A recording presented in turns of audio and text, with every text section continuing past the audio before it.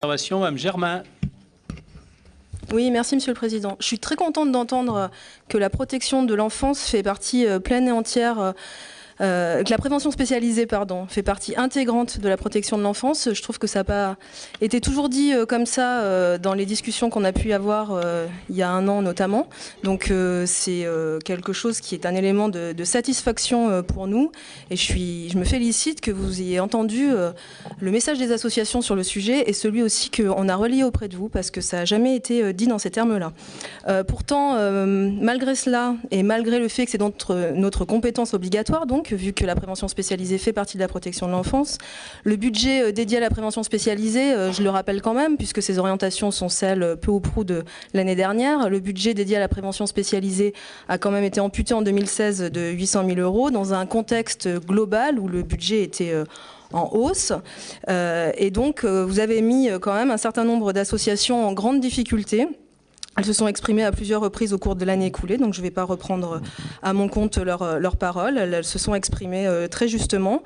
À ces coupes budgétaires qui ont abouti quand même à moins d'éducateurs de rue dans nos rues, s'est associée l'injonction faite aux associations de retirer les éducateurs de certains quartiers, de se concentrer aussi sur le public 12-18, d'abandonner certaines actions de prévention pour se concentrer sur la radicalisation et le décrochage scolaire. Donc ce que je constate là, c'est que vous avez entendu les associations en partie sur le fait qu'il y a effectivement de la veille qui sera faite sur d'autres quartiers que uniquement les quartiers prioritaires de la politique de la ville. C'était déjà une petite avancée. C'est pas ça que vous dites ?